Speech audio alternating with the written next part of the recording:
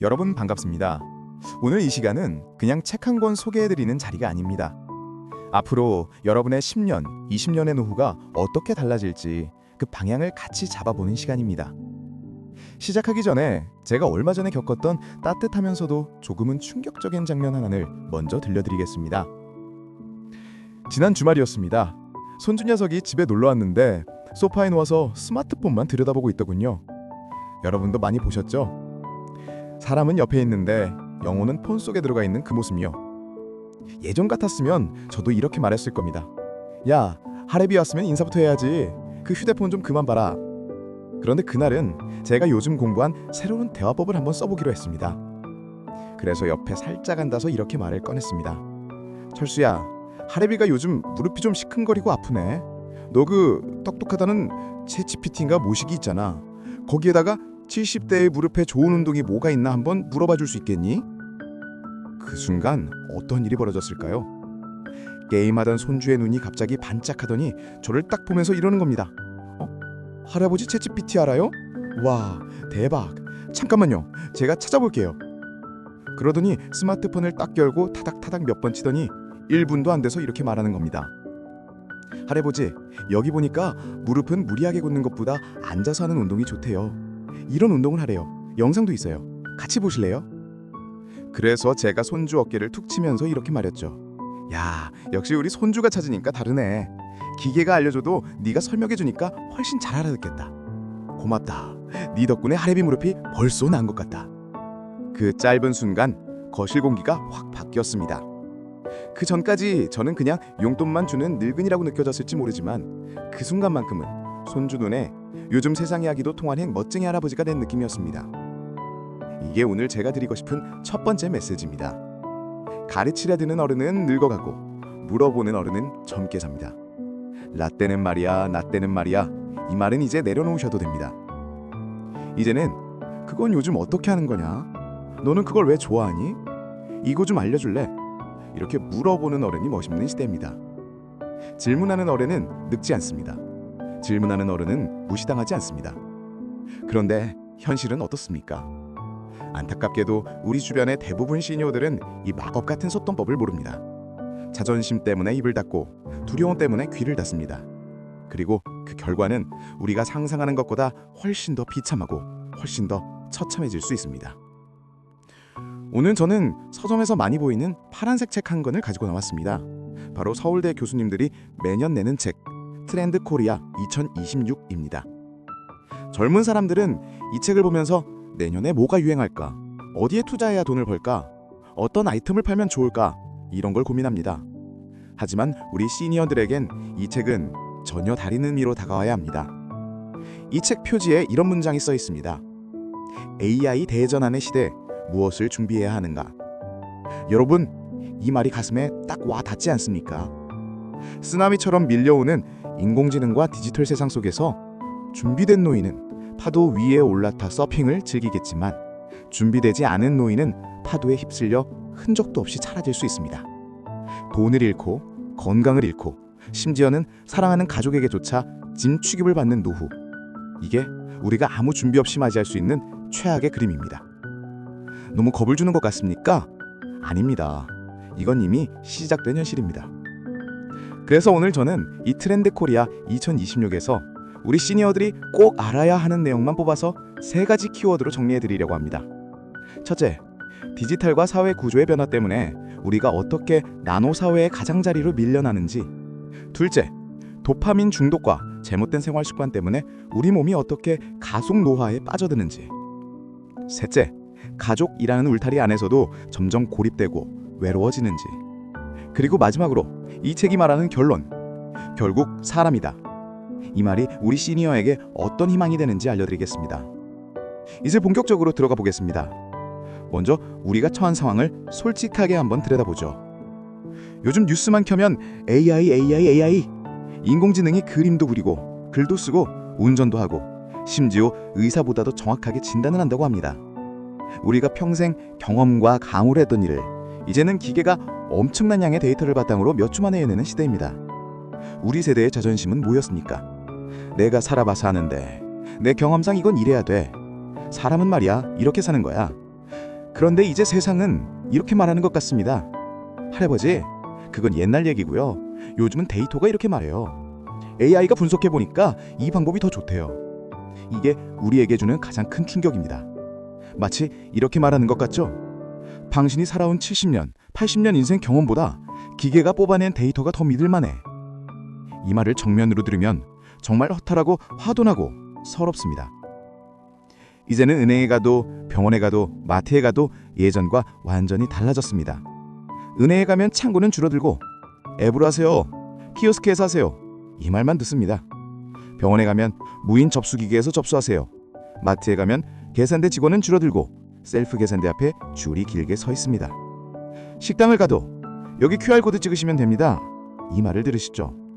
QR코드가 뭔지 모르면 직원이 살짝 짜증 섞인 얼굴로 말합니다. 요즘은 다 이렇게 하세요. 여기서 아주 중요한 개념이 하나 나옵니다. 바로 나노 사회라는 말입니다. 나노는 아주 잘게 쪼갠다는 뜻입니다. 예전엔 사회를 부자냐, 가난하냐, 도시냐, 시골이냐, 젊으냐, 나이가 많으냐 이 정도로 크게 나눴습니다. 이제는 그렇게 나누지 않습니다. 디지털을 할 줄 아느냐, 모르느냐, 앱 뱅킹을 할 수 있느냐, 못하느냐, QR코드를 찍을 수 있느냐, 없느냐 이렇게 아주 잘게, 세밀하게 사람들을 나누는 시대입니다. 그게 바로 나노 사회입니다. 그리고 슬프게도 이 구분 속에서 우리가 자동으로 뒤로 밀립니다. 디지털 문맹, 키오스크 공포증, 앱 못 쓰는 세대라는 보이지 않는 이름표가 우리에게 붙습니다. 이제 첫 번째 처참함을 이야기해 보겠습니다. 첫 번째 처참함은 바로 이겁니다. 내가 누구인지 모르면 꼰달해 된다. 요즘 젊은 친구들은 성격 유형 검사, MBTI 검사 같은 걸 정말 많이 합니다.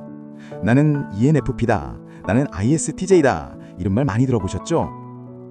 이런 검사들을 통해 나는 이런 성향이구나, 나는 이런 상황이 약하구나 이렇게 자기 자신을 계속 점검합니다. 이걸 넓게 보면 자가 진단이라고 할 수 있습니다. 그런데 우리는 어떻습니까? 나는 지금 어떤 노인인가? 나는 어떤 부분에서 구식이고 어떤 부분은 아직 강점인가?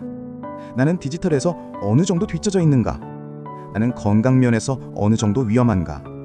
이런 걸 차분히 들여다본 적이 언제가 마지막이었습니까? 마음속에서는 아직도 왕년의 직함으로 살아갑니다. 내가 회사 다닐 때는 말이야, 내가 사장할 때는, 내가 현역일 때는. 그런데 현실 속 나는 스마트폰 하나 제대로 못 쓰고 은행 앱 설치도 남에게 부탁해야 하고 키오스크 앞에서 손이 덜덜 떨립니다. 마음속의 나와 현실 속의 내가 완전히 따로 놀고 있는 겁니다.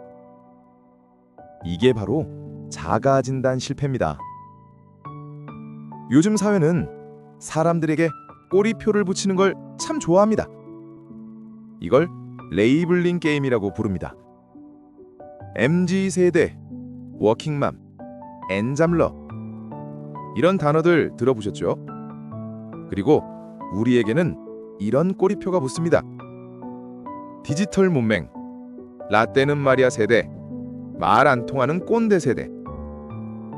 내가 진짜 그런 사람이어서가 아니라 배우려는 모습이 안 보이고 자꾸 과거만 이야기하고 지금 현실에 대한 자가진단이 안 되어 있기 때문에 그렇게 보이는 겁니다.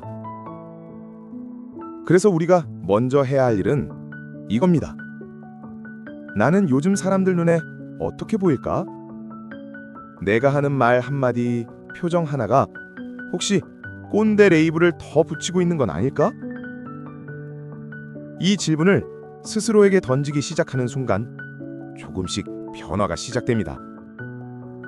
그렇다고 여기에서 끝이 아닙니다. 책에서는 시니어가 이 위기를 어떻게 뒤집을 수 있는지도 알려줍니다. 바로 옴니보어라는 개념입니다. 원래 옴니보어는 잡식성 동물을 뜻하는데 트렌드 코리아에서는 나이와 경계를 가리지 않고 새로운 경험을 적극적으로 소비하는 사람을 옴니보어라고 부릅니다. 이제 우리도 옴니보어가 되어야 합니다. 내 나이에 무슨 청바지야, 내 나이에 무슨 여행이야, 내 나이에 무슨 공부야, 이 말들을 입에서 슬슬 치워야 합니다. 70대인데도 새로운 카페 가서 라떼를 마셔보고, 80인데도 유튜브에서 요리 채널 구독해보고, 스마트폰 앱 깔아서 길 찾기 해보고, 온라인 강의로 그림 그리기나 영어 회화도 들어보고, 이렇게 나는 원래 이런 사람이라는 틀을 깨고 새로운 걸 즐기는 시니어. 젊은 사람들 눈에는 이런 시니어가 진짜 멋있어 보입니다. 우리 할머니 진짜 대단하다. 우리 할아버지는 마음이 열려있는 분이야. 우리가 우리 자신에게 붙는 꼬리표를 바꿔야 합니다. 은퇴한 노인이 아니라 새로운 걸 탐험하는 디지털 탐험가, 잔소리꾼이 아니라 지혜를 나누는 멘토. 나는 옴니버 시니어다. 이렇게 마음속에 꼬리표를 다시 붙여보십시오. 이제 두 번째 처참함으로 넘어가겠습니다. 두 번째 처참함은 건강입니다. 돈이 아무리 많아도 건강과 기능을 잃으면 여러분의 인생은 남의 손에 넘어갑니다. 여기서 중요한 단어들이 몇 가지 나옵니다. 저속 노화 식단, 헬시 플레저, 오하운, 그리고 도파민입니다. 도파민은 도파민이라는 쾌락 호르몬과 농사짓기를 합친 말입니다. 쉽게 말하면 자꾸 자극적인 것만 찾게 되는 뇌의 습관, 이 정도로 이해하시면 됩니다. 우리는 흔히 젊은 세대만 도파민 중독이라고 생각합니다. 쇼츠 영상, 게임, 자극적인 콘텐츠에 빠져 사니까요. 그런데 시니어의 도파민도 만만치 않습니다.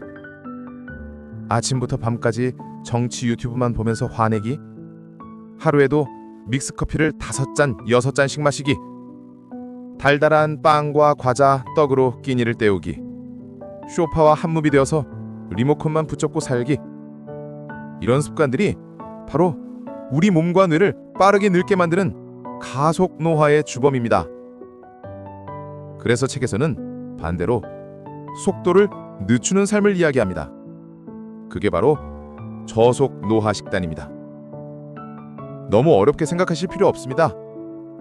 하얀 쌀, 하얀 밀가루, 하얀 설탕, 이렇게 색깔부터 새하얀 것들, 라면, 흰빵, 설탕 가득한 과자, 떡, 이런 것들을 줄이고 대신 현미, 괸이 같은 통곡물, 채소, 단백질이 풍부한 고기, 생선, 계란, 통, 두부, 이런 것들을 늘리는 쪽으로 바꾸는 겁니다.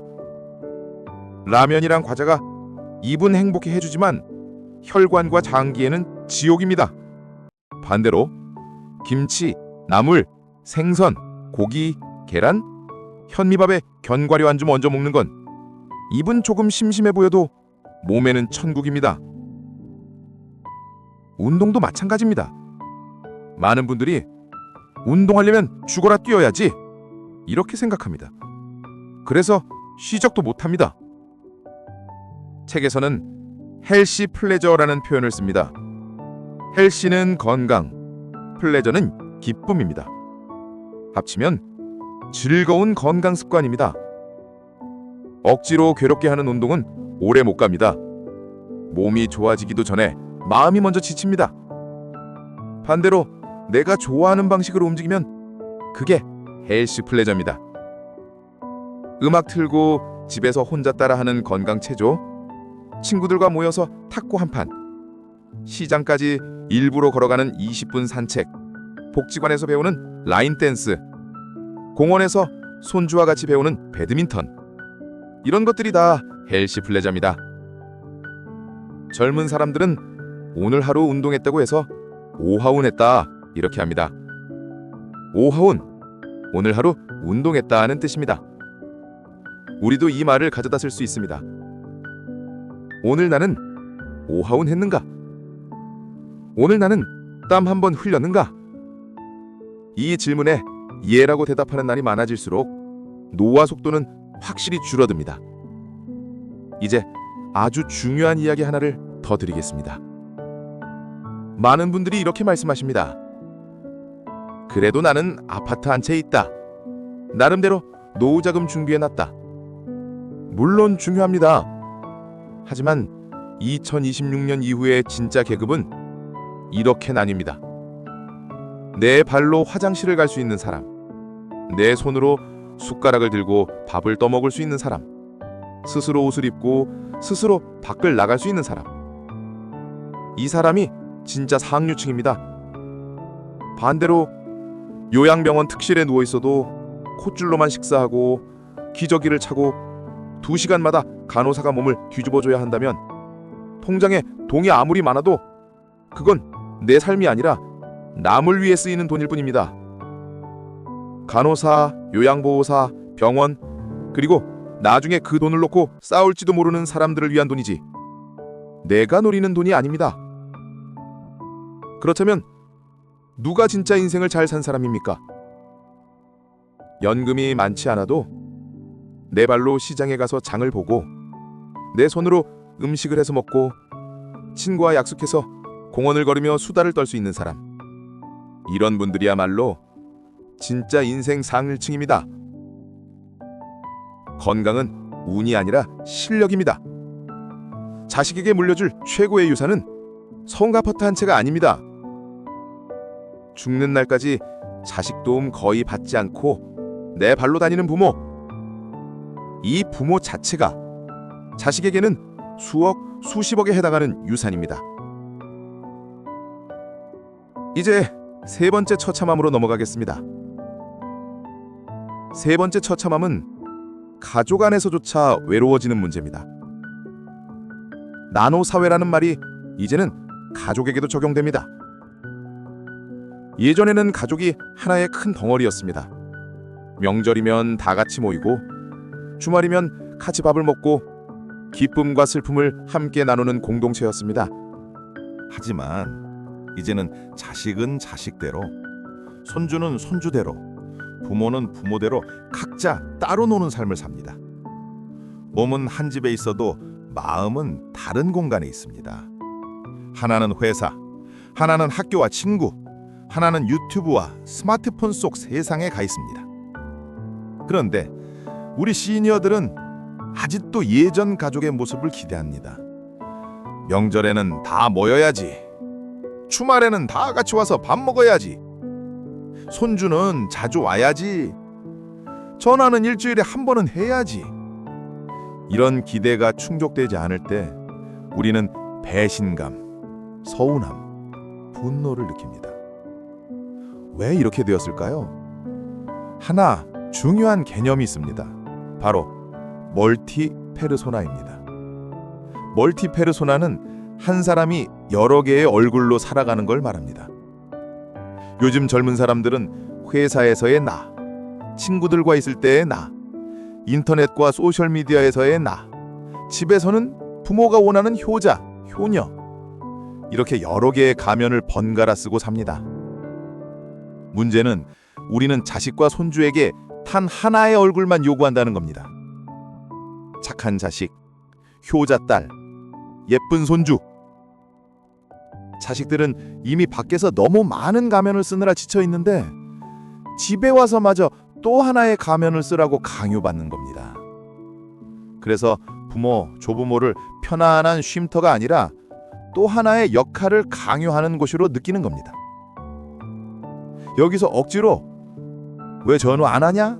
왜 자주 안 오냐? 내가 너를 어떻게 키웠는데? 이렇게만 말하면 관계는 더 멀어질 수밖에 없습니다. 요즘 텔레비전에 가족 갈등 상담 프로그램이 많이 나오죠. 자식과 부모가 서로 상처로 주고받는 모습이 낯설지 않게 느껴지는 이유가 뭘까요? 남의 집 이야기 같지 않고 우리 집 이야기 같아서 그렇습니다. 여기서 필요한 태도가 있습니다. 바로 아보하입니다. 아보하는 아주 보통의 하루를 뜻합니다. 자식의 효도, 자식의 성공, 손주의 재롱, 이런 특별한 날에 행복을 걸어놓지 말라는 뜻입니다. 대신 나 혼자서도 충분히 만족할 수 있는 아주 보통의 하루를 내 손으로 만드는 겁니다. 아침에 눈 뜨자마자 폰부터 켜지 말고 물 한 잔 마시고 창문을 열고 나를 위해 정갈하게 밥상을 차리고 내가 좋아하는 반찬을 먹는 시간. 밤에 잠들기 전에 오늘 고마웠던 일을 3가지 떠올려 보는 시간. 이런 하루를 내가 스스로 채울 수 있다면 그때부터 자식과 손주는 내 행복의 전부가 아니라 있으면 더 좋은 보너스가 됩니다. 자식이 안 온다고 해서 불행이 아니고 전화 안 한다고 해서 내 인생이 망가지는 게 아닙니다. 자식은 반가운 손님이고 내 인생의 주인은 나라. 이 마음을 가지면 기대는 줄어들고 관계는 훨씬 더 편안해집니다. 내가 내 삶에 바빠져야 자식이 원할 때 찾아옵니다. 어머니, 요즘 전화 안 하세요? 아버지, 요즘 뭐 하시길래 연락이 없으세요? 이렇게 자식이 먼저 물어보는 날이 옵니다. 그때 나 요즘 복지관 다니느라 좀 바쁘다. 이렇게 쿨하게 말할 수 있는 부모 얼마나 멋있습니까? 이제 마지막으로 이 모든 이야기를 관통하는 결론을 말씀드리겠습니다. 트렌드 코리아 2026의 마지막 메시지는 이렇습니다. 결국 사람이다. 아무리 AI가 발달해도 결국 세상의 중심은 사람이라는 뜻입니다. 여기서 나오는 개념이 휴먼 인 더 루프입니다. 말은 어렵지만 뜻은 아주 간단합니다. 아무리 기계와 인공지능이 일을 해도 마지막 판단, 마지막 책임은 사람이 진다는 뜻입니다. 병원에서 AI가 엑스레이도 보고 데이터도 분석해 준다고 해도 마지막에 환자 눈을 보고 그래도 걱정하지 마십시오. 치료 방향은 이렇게 가겠습니다. 말해주는 건 의사입니다. 투자 정보를 AI가 다 정리해줘도 마지막에 내가 이 주식에 돈을 넣을지 말지 결정하는 건 나 자신입니다. 요리에 필요한 모든 정보를 AI가 알려줘도 가족 입맛에 맞게 간을 맞추고 정성을 담아서 상을 차리는 건 우리입니다. 우리가 AI에게 절대 지지 않는 것이 있습니다. 바로 위기를 이겨낸 경험, 사람을 위로한 마음, 사랑하고 상처받고 다시 회복했던 스토리들입니다. AI는 6.25 전쟁의 공포를 몸으로 느껴본 적이 없습니다. 보릿고개 시절의 허기와 가난 속에서도 가족을 지키던 그 마음을 직접 겪어본 적이 없습니다. IMF 때 가족 손 꼭 잡고 버티던 그 떨림도 모릅니다. 그걸 가진 사람이 누굽니까? 바로 여러분입니다. 그래서 AI 시대의 시니어의 전략은 이렇게 정리할 수 있습니다. 첫째, 디지털은 도구로서 필요한 만큼은 반드시 배우자. 둘째, 내가 살아온 인생에서 얻은 지혜와 이야기는 아끼지 말고 나누자. 이 2가지를 결합하면 여러분은 누구도 대체할 수 없는 존재가 됩니다. 이제 오늘 집에 돌아가셔서 바로 실천할 수 있는 것 3가지만 정리해드리겠습니다. 첫째, 손주와 자녀에게 기술을 물어보는 용기를 내보십시오. 카카오톡으로 사진 보내는 법 좀 알려줄매? 너 그 챗GPT인가 뭔가 그걸로 우리 여행 갈 만한 데 한번 찾아보자. 요즘은 뉴스도 앱으로 본다며 그거 설치 좀 도와줄래? 이렇게 부탁해 보십시오. 가르치려 들지 말고 물어보는 어른이 되어 보십시오. 둘째, 아보아 노트 하나 만드십시오. 노트 한 권을 준비해서 표지에 이렇게 쓰세요. 아보하, 아주 보통의 하루 기록장. 그리고 매일 밤 이 3가지를 적어 보십시오. 하루 동안 내 몸을 위해 해준 것 1가지. 오늘 감사했던 일 1가지. 오늘 새로 배운 것 1가지. 많을 필요 없습니다. 딱 3줄이면 됩니다. 한 달만 해보시면 내 삶이 꽤 괜찮네. 이런 느낌이 듭니다. 셋째, 저속 노화 식단으로 바꾸는 첫걸음을 떼보십시오. 내일부터 딱 이것만 바꾸자고 정해보세요. 라면 먹는 날을 밥과 김치, 계란 프라이가 있는 식사로 바꾸기. 과자와 빵 대신 삶은 계란, 두부, 견과류 한 줌으로 바꾸기. 콜라와 달달한 커피 대신 물, 보리차, 차 한 잔으로 바꾸기. 처음부터 완벽할 필요 없습니다. 하루에 한 끼, 1가지만 바꿔도 몸은 바로 반응합니다. 오늘 긴 이야기 들으시느라 고생 많으셨습니다. 정리해보겠습니다. 2026년 AI 폭풍 속에서 시니어가 처참해지는 이유는 3가지입니다. 첫째, 나노사회와 레이블링 게임 속에서 내가 누군지 모른 채로 과거에만 머무를 때. 둘째, 도파민과 잘못된 식단, 운동 부족으로 몸과 뇌가 빠르게 늙어갈 때. 셋째, 대가족의 환상에 매달리면서 나노사회와 멀티페르소나를 이해하지 못하고 가족 안에서도 고립될 때. 하지만 동시에 멋지게 살아남을 수 있는 길도 분명히 있습니다. 첫째, 옴니보어 시니어가 되어 새로운 것을 두려워하지 말고 조금씩이라도 배우고 즐기는 것. 둘째, 헬스 플레저와 오하운으로 즐겁게 몸을 움직이고 저속노화 식단으로 몸을 천천히 건강하게 늙게 만드는 것. 셋째, 아보아를 통해 자식과 손주에게 기대를 줄이고 내 인생의 주인 자리를 다시 찾아오는 것. 그리고 마지막으로 휴먼 인 더 루프라는 태도로 AI와 디지털을 도구로 삼고 내가 가진 삶의 지혜와 인간미를 가장 큰 무기로 쓰는 것. 여러분은 전쟁의 폐허에서 이 나라를 일으킨 세대입니다. 보릿고개를 버티고 산업화를 견디고 IMF까지 건너온 정말 위대한 세대입니다. 고작 키오스크 때문에, 고작 스마트폰 때문에, 고작 인공지능 때문에 주눅들어야 할 세대가 아닙니다. 오늘 이 이야기가 조금이라도 마음에 와 닿으셨다면 이렇게 한번 다짐해 보셨으면 합니다. 그래, 세상 참 많이 변했다. 그렇지만 나도 아직 끝나지 않았다. 이제부터라도 조금씩 배워서 이 좋은 세상을 한번 제대로 누려보고 죽자. 질문하는 어른은 늙지 않습니다. 배우려는 어른은 무시당하지 않습니다. 여러분 모두가 2026년 이후의 세상에서 가장 멋진 시니어, 가장 존경받는 시니어로 당당히 서 계시길 진심으로 응원합니다. 오늘 함께 해주셔서 진심으로 감사합니다.